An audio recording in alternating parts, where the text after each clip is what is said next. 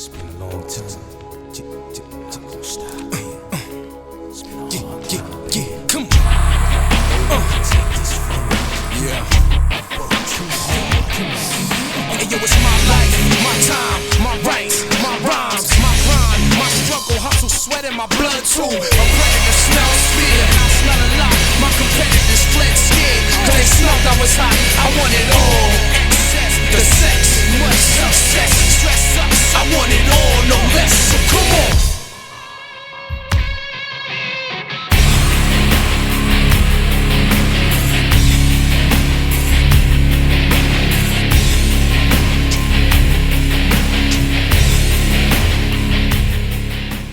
What up? It's your boy T-Man Reaction. Today's Wrestling Wednesday. So I just got finished doing the video. I was saying doing back-to-back videos about stuff that got hated backstage. Last one I did about 10 WWE promos that was so cringe, got hated backstage. Now we're going to check out like WWE moments that made Vince McMahon lose it backstage. Yeah, McMahon is very demanding, but if you really fuck up, he ain't gonna like it. So probably some of the stuff was what the promo one's going to probably be it, but we're going to talk about not just promos, moments as well too. So without further ado, let's get it. 1, 2, is this on? Vince McMahon's fiery temper often saw him blow up at his wrestlers and crew. One of the few times I ever got in trouble was when I called someone a selfish prick. I think is what I called him. And I just said it in the promo. I was just rambling and said it, and I thought it fit, and came back. Vince goes, I've got sponsors here. I didn't know that one word was the one word that Vince. Like you can curse. You can do all kinds of things. Don't say that one word. There's plenty of ways he can be riled up by talent, and for this video, we're looking at a variety of examples. I was throwing to a package, blah, blah, blah, something. The Gypsy King, Tyson Fury, throw to package. And the Gypsy King, Tyson Fury. And he's in my ear and goes, you fucking ruined Ah! it. Screaming at Oh, him. it's worse. Burrs having that man in his ear. Ooh, Lord. I know Michael Cole was going through it around that time, man. That I've ruined this segment because I did not refer to Tyson Fury as the lineal champion. Oh, God. From botches and bad matches. I did exactly what Jamie told me to do with the two kind of wild card type spots or ideas put in there. Yeah. Vince hated it. And in Gorilla, Vince was like, what the fuck was that? Whose idea was that? To going against orders. Exactly 100% what Vince McMahon told him not to say. So Vince goes, Michael, you fucking fuckity fuck asshole. And Vince goes crazy. And he says, Michael, I already kicked your ass. There's plenty of famous examples, but today we'll look at some you might not know about. Backstage, Vince was livid.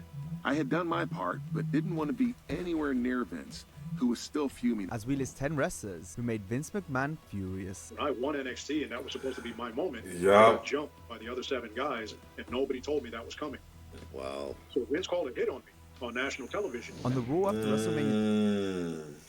Fucking, that's low key. Yeah, it's crazy. Yeah, we almost had low key in WWE. I thought we probably kind of did, but not as much. 35. The new double women's champion Becky Lynch was read the riot act from Vincent Kennedy McMahon when she failed to go down after receiving a punch from Lacey Evans. The chairman had previously instructed the champ to do so, but in the midst of it all, Lynch forgot. Vince wanted Lacey to look strong in her return, so was beside himself when Becky stayed on her feet after taking Evans' finisher.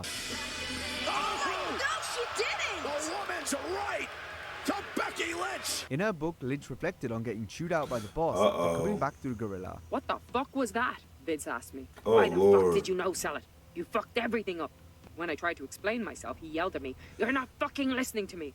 Do you fucking think I was born yesterday? Becky later apologized after the show. Vince was known for ensuring talent didn't get too big for their boots after achieving success, so it's possible this was his way of hammering home who was the boss. Now Lynch had reached main event status. Our last entry was one of the few times Becky ever got on McMahon's bad side. However, our next example routinely ticked off the boss. On his YouTube channel, Stevie Richards has been very open about how poorly he was viewed by Vince. After years of putting others over, in 2005, Stevie received rare praise from McMahon during a team meeting with all the wrestlers. This was after having a fantastic match with Hardcore Holly on Velocity the previous week. Vince had everybody watch our match and say, this is what I want the shows to be like. I mean, he was over the moon putting it over. Thinking this could be the start of a resurgence, Stevie was optimistic. However, after learning he'd be losing again that night in a short match with Ken Kennedy, Richards' hopes were dashed. Therefore, he felt this was as good a time as any to approach Vince and ask for a bigger opportunity. I know I can contribute more. I know I can do more.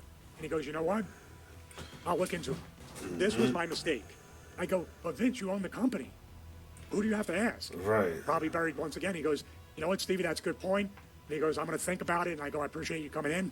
And he goes, thank you for your time. During their interaction, McMahon told Stevie he needed to be less nice and more cutthroat. Richard said he wasn't sure if he had that in him, to which Vince replied, then you won't get very far here. Stevie knew he was doomed once the meeting ended. Then after being taken out of the match against Kennedy, Richards worked one more time before being taken off TV for 7 months. Once Stevie returned in the WrestleMania 22 pre-show Battle Royal, he upset McMahon yet again and was kept off First off, that was Simon Dean that came in on TV. television for a further 2 months. Everybody was up there, and he was pumping us up. This is your WrestleMania moment. This is your WrestleMania moment. Go out there and capture your WrestleMania moment. Well, I took his advice. I looked into the hard cam, and I went, this is my WrestleMania moment. He was hot. Because I looked like a total idiot out there saying that. He probably got eliminated, that's why. Hey, you got eliminated afterwards, damn it. It felt like the ECW original could do no right in Vince's eyes. Like Stevie, Paul London was never able to establish a rapport. Yeah. One of the head writers would tell me towards the end of my run there, he was like, you know, every time we put your name on the card, Vince writes a line right through it. Damn. You know? One of London's most infamous moments came when he smiled at Vince Oh, before the yeah. Chairman got blown up in a on the June 11, 2007 Raw. I knew it was it. I knew that was it. Before the explosion, Vince was supposed to be acting strange, while all the wrestlers stared at him with a blank look on their faces. After the segment was done, writer Dave Kapoor told McMahon about Paul's grin, which led to Vince confronting London. The former Cruiserweight champion revealed all during an interview with Wrestling Then and Now. I'm just going to play the village idiot role. Also, he was like, so the guy was, so he was the guy right here, he was a writer as well too, not just Colley's backup, or did they basically think that was Paul London? And writer Dave Kapoor told McMahon about Paul's grin, which led to Vince confronting London. The former Cruiserweight champion Roger revealed Singh all was during an interview with Wrestling Then and Now. I'm just going to play the Hold village. on. Roger Singh.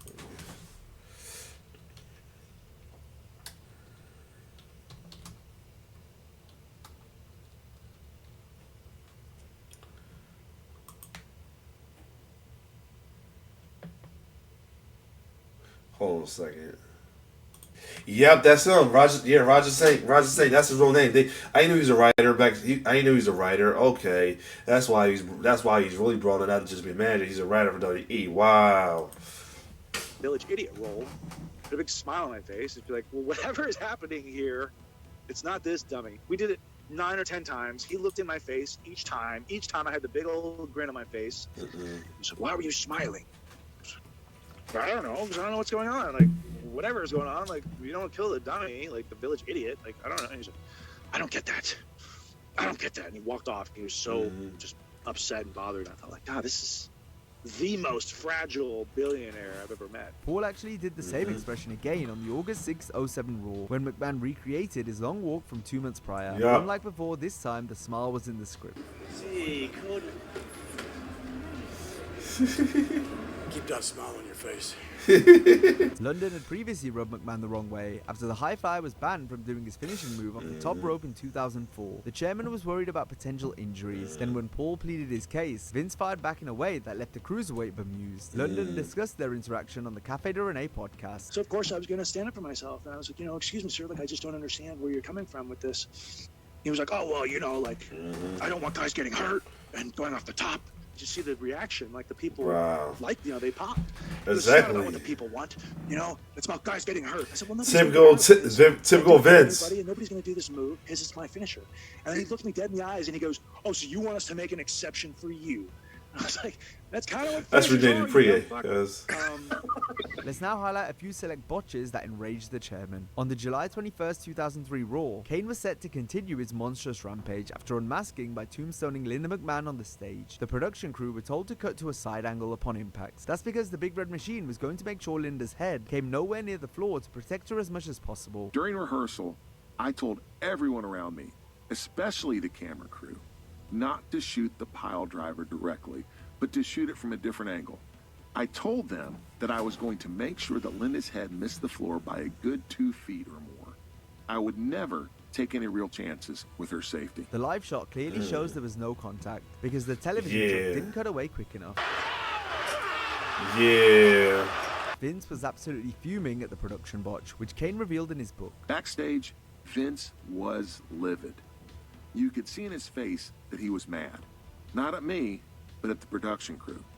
I sat by Vince, but quickly moved away. Oh, I thought it was Kane. I thought it was Kane talking. Anywhere near Vince, who was still fuming at the camera work. Another camera cut that had McMahon's blood boiling occurred on the April 23rd, 2012 Raw. However, this time it was the performers that faced the heat, since Dolph Ziggler's kick came nowhere near Hornswoggle. Hold on. I ain't trying to take no chance with this. Alright, here we go. Performers that faced the heat, since Dolph Ziggler's kick came nowhere near Hornswoggle. Dolph said he had socks taller than Hornswoggle. That may be true. Discuss the botch. Early in the match, I ran at him, he went to kick me, and I bumped early. When we got to the back, the headset came off, and Vince chewed us out. He made us watch the spot repeatedly on his monitor. Dolph took the heat, even though it wasn't his fault. Next, we'll look at some matches that McMahon hated. Vince once questioned if Maven had what it took to be a WWE wrestler after a poor match with Chris Nowinski, before talent went on a Christmas break on the December 16, 2002 Raw. The game put Shawn Michaels' body through hell. Look out! Oh no! That's a good point. Nice roll up. And a great counter. And a whiskey. Wait, he got it! On his Maven Huffman YouTube channel, the former Tough Enough player described the boss's unhappy reaction to... Shout out to Maven to do his thing that he liked to discuss the stuff that went down through his year of business, at least part of that. The sloppy showing against Nowinski. He told me during my break I needed to decide if this was the career that I wanted to be in, because after putting a match like that out there for the public to see, it wasn't something that he was going to stand for. Earlier we spoke about how Stevie Richards could never catch a break from McMahon, and unfortunately we have another example where Vince tore Stevie's match with Shelton Benjamin on the October 17, 2004 Heat to shreds. Jamie Noble agented the bout and suggested a few eccentric spots, which Vince ended up hating. Shelton Benjamin now fighting back to Steven Richards, who's taking shot after shot after shot after shot after shot. Stevie told the story on Cafe de Rene. I did exactly what Jamie told me to do with the two kind of wild card type spots or ideas put in there. Yeah. Vince hated. And in Gorilla, Vince was like, what the fuck was that? Whose idea was that? And Jamie did the old Johnny Ace, I don't know what the hell, I don't know what they were doing. John Stevie, what the fuck? There were times with Jamie throughout the years where that's what secured his job, doing those kinds of things. Now we'll look at promos McMahon had no time for, starting with Batista. That's crazy that Jamie already was gonna be a writer by that time. That I know he was still. I thought he was still active around that time. I didn't know he went to write already. Second 2010 Raw. The Animal buried the San Jose crowd in a fun segment where he referred to the audience as dollar signs who paid to see him. Dollar signs, dollar signs. Because I see a lot of fat people in the audience, and I know you paid for 2 seats. Thank you very much. Batista felt things went well and received praise from the likes of Pat Patterson. The chairman, however, didn't approve of Dave's antics and scolded the WWE champion for the promo. Somebody came up and said, Vince wants to see you in his office. And they went to see Vince. He goes, that was the worst promo I've ever heard. It was disgusting. And I was like, the worst promo you've ever heard? Really? A year earlier on the February 16, 2009 Raw, Edge bragged about winning the World Heavyweight title the night before at No Way Out. The Radar superstar comically stated how fans were wrong about him while insulting them. You're all like big fat failure turtles. Yo. You were wrong. You were wrong. You were wrong. You were wrong. You were definitely wrong. Edge got a dressing down from Vince after getting back through the curtain. The boss wasn't happy with the comedy and wanted a more serious tone from the new champ. I had a really good time out there. He hated it. But I still have people quote me, big fat failure turtles, which is what I called the audience. I still have people say that to me. He despised it. So who knows? Loki, who was known as Kaval in WWE, has been quite outspoken about his feelings on McMahon. Oh, yeah. Loki was a big name on the independents, but his run with the Federation was absolutely woeful. On screen, he was set up to fail, being ridiculed by the announcers and other talent while losing almost every match. That's despite him being the only contestant on NXT Season 2 the fans were interested in. Loki infuriated Vince after name-dropping TNA in an unscripted promo on the August 17, 2010 NXT, something Loki talked about on Cafe de Rene. Because I'm the only reason for some total non-stop action. Oh shit. By the way, that was me speaking my mind. The best part about that was I found out from one of the cameramen who had a headset. After I did that, they were trying to fire me during the commercial break. Whoa. It was on the headsets calling around asking to see what they could do. So he was intent on trying to make me look bad. He was intent on trying to get rid of me. But by somebody in the office, they told me mathematically there was no way for me to lose. For the entire season of NXT Season 2, I engulfed 60% of all the vote. After winning the second season of NXT, on the August 31st, 2010 episode, Low-Ki was jumped by the other contestants, something that had not been scripted ahead of time. McMahon simply decided this on the spot. The wrestlers were very heavy-handed, resulting in Low-Ki fighting back for real. Oh, wow. Oh! When I won NXT and that was supposed to be my moment, I got jumped by the other 7 guys and nobody told me that was coming. Wow. So Vince called it hit on national television. That's crazy. To calm me down. Damn. Because I was Yeah. Ooh. Yep. He was not the one to do that with.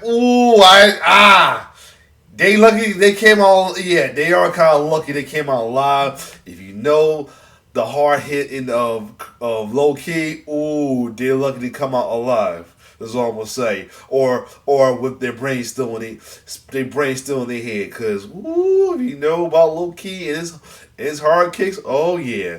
If they would have got they jumped Kava. If the Low-Ki would have came out of him, oh boy. A lot of new talents would not been walking correctly as well too. That's all I'm gonna say. I'm being careful because one of them was Bray and R.I.P. Bray, but still, just saying. Nobody told me that was coming. Wow. So Vince called it hit on me on national television, and I had a handful of people come up to me to calm me down because I was telling them I'm gonna go back there and start killing everyone. Yup. What they did. Okay. Yup. You want to call that a hit?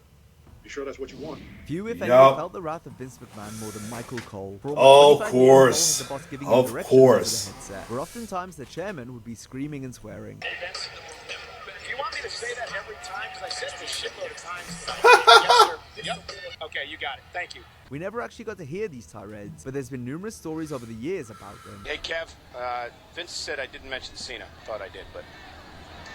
Okay, no problem. Usually Michael would simply take his tongue lashing, but on one occasion the voice of WWE bit back and then stormed off before Vinnie Mac could respond. Cole's former broadcast partner JBL explained what happened on the Something to Wrestle podcast. One time he really chewed him out.